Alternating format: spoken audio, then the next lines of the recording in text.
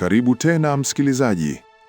Kama ulikuwa nasi katika simulizi iliyopita, unakumbuka hofu ile, unakumbuka tope lile, na unakumbuka jina moja lililojaa siri, Rashidi.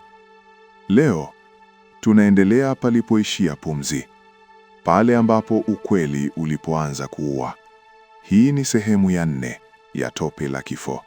Mimi ni msimuliaji wako Martin Shemboza.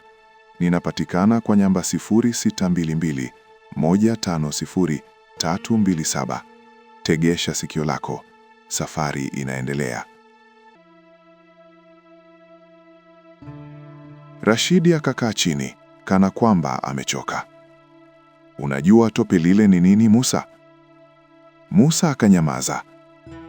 Ni mahali tunapoficha makosa yetu, watu waliotaka kusema, watu waliouliza maswali.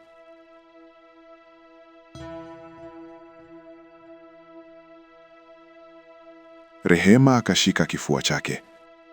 Mungu wangu, umeniingiza kwenye damu ya watu. Rashidi akanyanyua macho. Na sasa wewe ni mmoja wetu. Musa akasimama kwa ghafla. Hapana, mimi sitakuwa sehemu ya haya.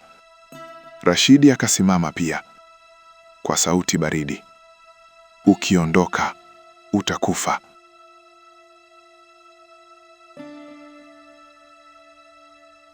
Kulikuwa na ukimya mzito.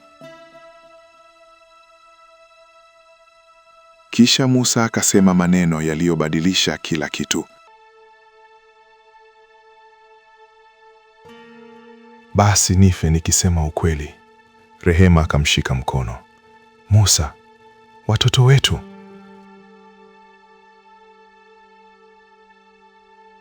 Musa akamwangalia kwa macho yenye machozi. Ni bora wakuwe bila baba kuliko wakuwe na baba muuaji. Ndugu msikilizaji, usikose sehemu ya 5 ya Tope la Kifo. Simulizi yenye hofu, tamaa na ukweli mchungu unaojificha nyuma ya uso wa tabasamu. Hii si hadithi ya kubuniwa kabisa. Ni hadithi inayoweza kutokea mahali popote, kijijini au mjini, usiku au mchana.